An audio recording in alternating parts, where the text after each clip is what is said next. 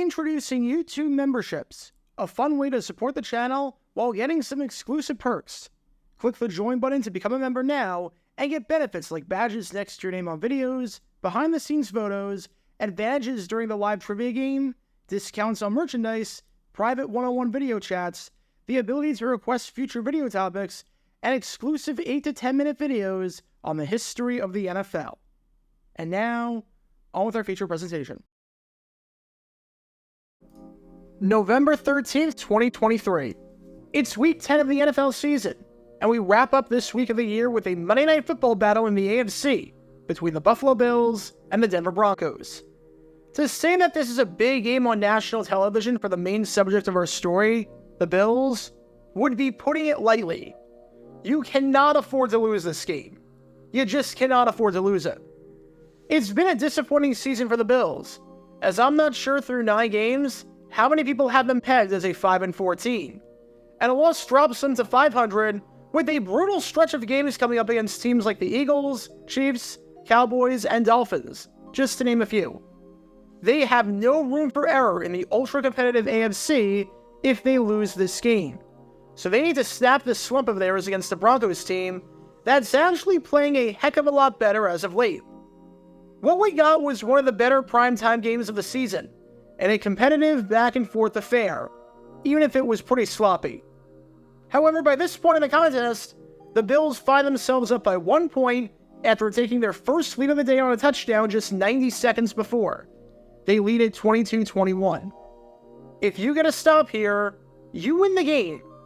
You just can't do anything stupid here and commit any penalties, and you have a good shot at winning this ball game. With the Broncos facing 3rd and 10 at the Buffalo 45-yard line, all you need is a stop, and this game is your... This one up for Judy. There is contact and a flag! Well, that sucks. No other way to say it. That just flat out sucks. We can debate until the cows come home whether that rule is a good rule, that an underthrown pass can result in pass interference. But you can't even argue that one. That is a clear-cut PI, as Johnson just flat-out pushes Jerry Jeudy out of the way without even looking for the football. They're going to call that 10 times out of 10. The problem for Buffalo now is that not only are the Broncos in easy field goal range, but you only have 2 timeouts to work with, since you had to burn one earlier in the drive on an injury. However, as much as this stinks, and trust me, it does, the good news for Buffalo is that Denver doesn't have any timeouts available at their disposal. That means that even though Denver is clearly going to try and run out the clock so that their field goal attempt is the final play of the game, if you manage the clock and your timeouts properly, you have a chance to prevent that from happening. First down, and Russell Wilson centers the football. Buffalo takes their 2nd timeout. Alright, if you're this man right here, head coach Sean McDermott, you've got to know the situation at hand. Call your final timeout too late, and the Broncos can just take the field goal with no time left. Call your final timeout too early, as in right away on the 2nd down play, and the Broncos can just take a knee on 3rd down and get the field goal unit out there and win it with no time left. You have to find that sweet spot. The absolute worst thing you can do here if you're McDermott is call the timeout right away after the Broncos inevitably kneel it. The absolute worst thing you can do is play right into their hands and call the timeout. Timeout is taken by Buffalo. Holy crap, Sean. Holy crap. That's like the one thing you couldn't do there. You had one job, and you blew it. Now, you have no chance at getting the ball back. None at all. The Broncos will have the final play of the game. Way to shoot your team in the foot, Sean. Just for fun, let's see the 3rd down play. On the sideline, and here we go. Excellent, just as I expected. Just as we all thought was going to happen. And now, since you brilliantly played right into their hands with regards to the clock, for the absolute final play of the game with no time left... Good snap, good hold, kick, perfect! Welcome to Dumb Decisions. Before I break down what happened here, This whole series is about taking an in-depth look at decisions made during games that were clearly awful from the start. This isn't something to look bad in hindsight. Rather, this is something to look awful almost immediately. These are moves where your gut instinct tells you right away that there is no way this can possibly work. And sure enough, your gut instinct was smarter than that of an NFL head coach. And for this one, we're going to take a look at the mind of Buffalo Bills head coach Sean McDermott. You know, sometimes coaches can have great stints with a team, but their time just runs out, and it just isn't working anymore. And it might be time to have that conversation with Buffalo, who might be the most disappointing team in football this year, because the Bills have looked like they've gone backwards under McDermott's watch after losing Brian Daboll. And a good chunk of that has to do with McDermott, who has made a few absolutely backwards decisions with the clock and whatnot in big stages in prime time, as this is the third time in the last month or so that I've had to do a dumb decisions video on him. You had whatever the heck the end of the first half was against the Tampa Bay Buccaneers, which you can learn more about by clicking the card in the upper right corner. You had the first half debacle against the Cincinnati Bengals, where they didn't even try to attempt a scoring play for some reason, which once again, you can learn more about by clicking the card in the upper right corner. And now, you've got this, where he completely mismanaged his timeouts, and it all but ensured defeat. 3 straight weeks in prime time, and 3 straight dumb decisions. It's actually quite impressive. So with that being said, let's take a look at why burning your final timeout with 23 seconds left is a really bad idea. And I want to emphasize this before going any further. In no way whatsoever am I saying that if McDermott does not burn the timeout here, that they're going to win the game. In fact, they're practically screwed either way, as it's highly likely that the Broncos win the game whether or not the Bills use their timeouts properly. However, what is the ultimate goal of the Bills here, outside of hoping that the Broncos miss their field goal, or that you get a field goal block? The ultimate goal is to have some chance, however small it is, of getting the ball back. We all know what Denver's objective is here. Have the field goal be the final play of the game. The Broncos want to make it so that no matter what, their field goal attempt, whether it's good or not, is it, and that Josh Allen has no chance at touching the ball, or the Bills have no chance of having something funky happen on a kickoff return. And it's a tough situation, because it's on a spectrum. If you're Buffalo, after the second down play, you know that the Broncos will call a third down play where they're just going to try and run the clock down as much as possible. And then they'll call a fourth down play where they just kick the field goal. Call your timeout too early, and the Broncos can just take a knee on third down and get the field goal unit out with plenty of time to get set and have that be the final play of the game.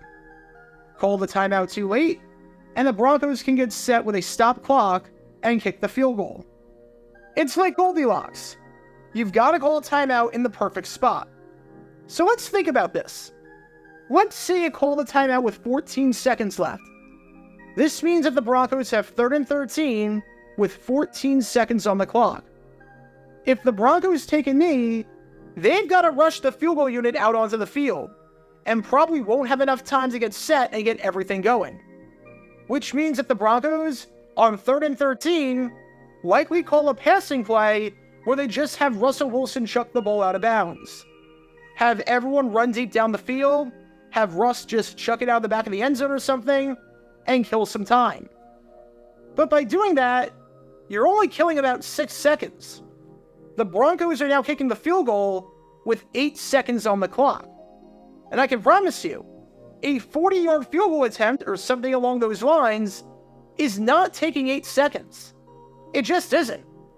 The ball, one way or another, good or no good, is reaching its destination way quicker than that, which means that you will probably have 3 seconds left to score. Is it much? Obviously not. It probably means the Broncos kick it off deep, and you have to try one of those lateral palooza, pitchy woo-woo plays. Or they kick it off short, and your kickoff unit has to do something magical. But at least you have a chance to answer. That's all you want. A chance to answer. And you have the timeout to do it if you manage it properly. Same thing if you call the timeout with 13 seconds left or 15 seconds left. That seems to be the sweet spot where the Broncos can't take a knee, because it would be way too dicey to get the field goal unit set and on the field in time. But they can't just throw the ball out of bounds on third down and run the clock all the way down and prevent you from having a shot at getting it back, however minuscule your scoring chances would be at that point. If you call the timeout with 13 to 15 seconds left, that's the magic sweet spot to give yourself one final chance to, at the bare minimum, touch the ball. What you don't do is call a timeout right away, putting the situation of the clock entirely in Denver's hands, where you ensure that you will have no shot at touching the ball again. You managed your timeout in that spot in the literal worst way possible. It's a tricky situation where you're screwed either way for the most part, but in one way, you're significantly less screwed than the other way, and you chose the way that screws your team over the most. It's almost like taking a test in a subject that you know nothing about. You're probably not going to get your way no matter what you do, but at least you have a shot if you circle random answers, while you have no shot if you just leave the whole thing blank. And if you think this is hindsight bias talking, and that this is me just overanalyzing everything afterwards, and that it is impossible to think like that on the fly, I was live streaming this game and doing play-by-play and color commentary. And in real time, literally in real time, I was saying that McDermott had no idea what he was doing by calling the timeout in that spot. So in the interest of transparency, I figured I'd share that with you right here. Here is my real-time reaction to McDermott burning the timeout far too early and misunderstanding the goal at hand with the clock. So they kick the field goal, and you get it back with 3, maybe 2. It's not great, but it beats the alternative of having no shot. So if you don't call it quick, if you call it too quick, they'll just call a third down play where they just throw the ball out of bounds and waste some time. Second down, take a knee, and Buffalo do not take the timeout now. Jesus. That is mismanaging the clock. That is complete mismanagement of the clock by Buffalo. That is a complete misunderstanding of what you need to do. Because now you guarantee yourself that you're not getting the ball back. They score a field goal here, you guarantee that's the last play of the game. So just that no one accuses me of playing Monday morning quarterback with this and giving McDermott an unfair rap for something he couldn't possibly think of in real time, or I guess Tuesday morning quarterback in this case, there you go. And I wasn't the only one that felt this way. This isn't some revolutionary idea. I saw quite a few people on Twitter suggesting the same thing that I did. So if they can call this, and I can call this from my office, then a head coach making $8.5 million a year should be able to do the same. And if he can't, especially after everything we've seen from McDermott this year, then maybe it's time to have some tough conversations. And heck, if you call the timeout in the sweet spot, like I said, with 13 to 15 seconds left, who knows what happens? Maybe you force a holding penalty and a 10-second runoff, and that's the ball game right then and there. Maybe you get a sack on Russell Wilson on that play where he throws it out of bounds. You got some pretty good pressure on him earlier in the drive. You sacked him on second down, and you only got him on third down. So you never know in that spot. But by doing this, by calling a timeout here, you just wasted a golden opportunity to potentially get the ball back. Because you had nothing to lose whatsoever. And I truly mean nothing to lose if you call the timeout in the sweet spot. Either way, the game between these two teams behind me right here really showed just how far Sean McDermott has regressed as a head coach.